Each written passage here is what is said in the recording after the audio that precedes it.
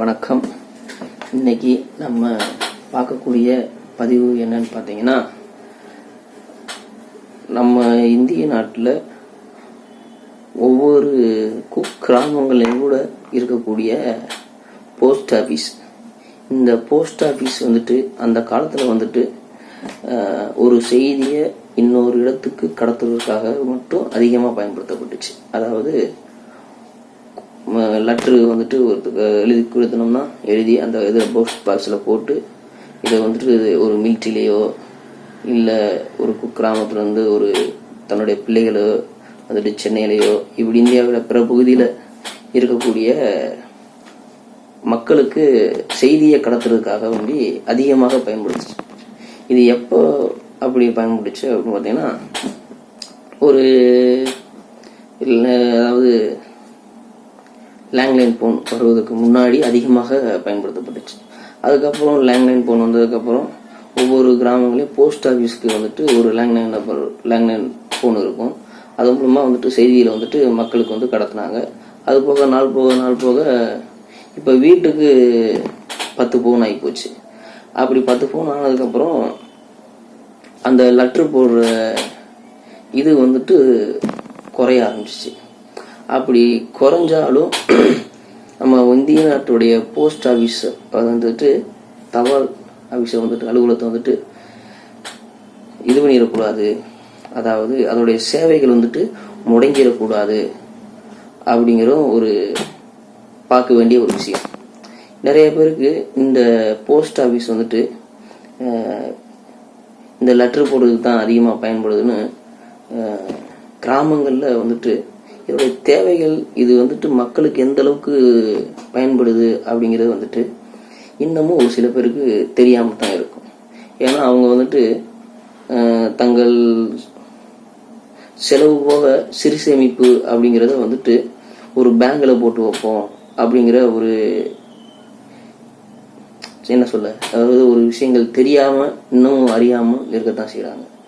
அப்படி போஸ்ட் ஆஃபீஸில் இருக்கக்கூடிய திட்டங்கள் ஒவ்வொன்றும் மக்களுக்கு சென்றடையணும் அப்படிங்கிற நோக்கத்தில் இந்த பதிவு நம்ம இப்போ போடுறோம்.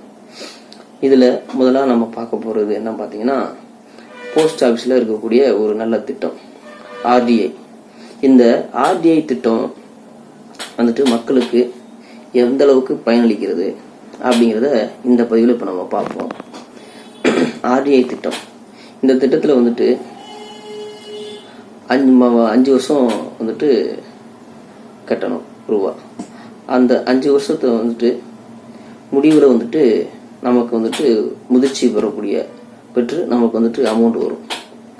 இந்த 5 வருஷத்தில் மாதம் 100 ரூபாயிலிருந்து நம்ம அந்த ஆர்டிஐ திட்டத்தில் காசு சேமிக்க ஆரம்பிக்கலாம். இப்படி ஒவ்வொரு மாதமும் 100 ரூபா கட்டுறோம் அப்படின்னா அது 5 வருஷத்தில் முதிர்ச்சி பெற்று நமக்கு காசாக வரும்.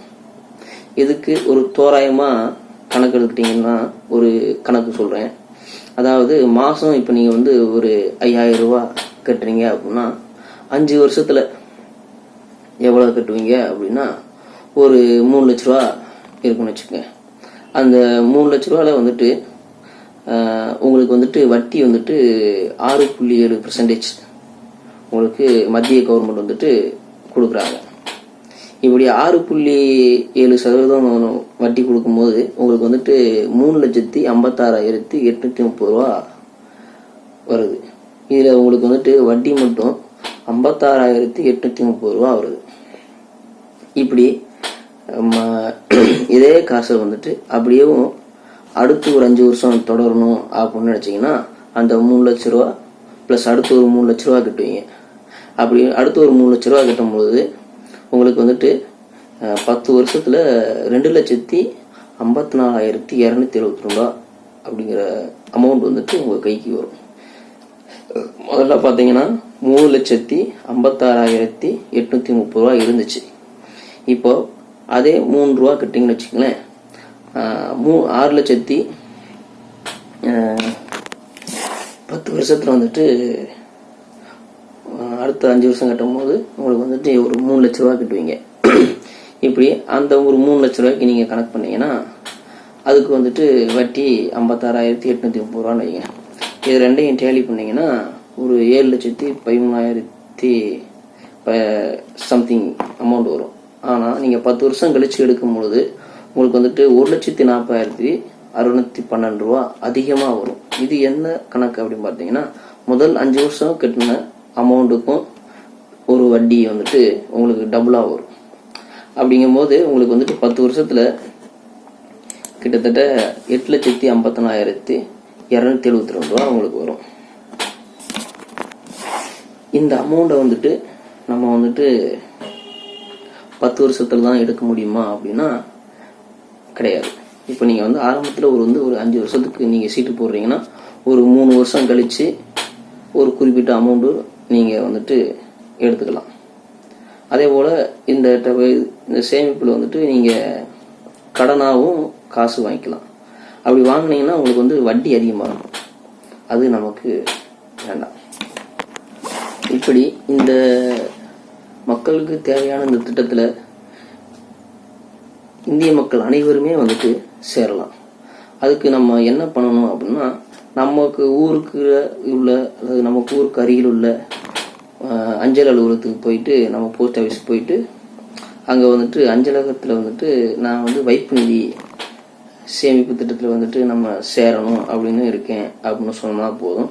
அதுக்கு வந்துட்டு அங்கேயே வந்துட்டு விண்ணப்பங்களையும் வந்துட்டு கொடுத்து பூர்த்தி செஞ்சு முறையான நம்மளுடைய ஆதார் கார்டு, ஃபோட்டோ, இப்படி பேன் கார்டு இந்த இதெல்லாம் கொடுத்து நம்ம வந்துட்டு ஒரு அக்கௌண்ட்டை ஓப்பன் பண்ணிக்கிட்டு அந்த அக்கௌண்ட்ல இருந்து நம்ம வந்துட்டு ஆர்டிஐங்கிற திட்டத்திலையும் நம்ம உறுப்பினர் ஆக்கிக்கிட்டு அதில் வந்துட்டு நம்மளால் முடிஞ்ச நம்மளுடைய குடும்பத்தில் நம்மளுக்கு இவ்வளவு ஒரு மாதம் இவ்வளவு நம்மளால் இந்த போஸ்ட் ஆஃபீஸில் செலுத்த முடியும் அப்படிங்கிறத கணக்கு பண்ணி நம்ம இந்த நிதியை வந்து இந்த அமௌண்ட் வந்து கட்ட முடியும் அப்படிங்கிற மனப்பான்மை வந்ததுக்கப்புறம் அந்த அமௌண்ட்டு நீங்கள் கட்டி மாதம் கட்டினீங்கன்னா அது வந்துட்டு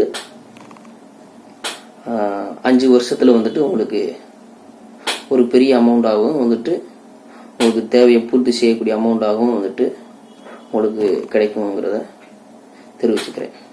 நன்றி, வணக்கம்.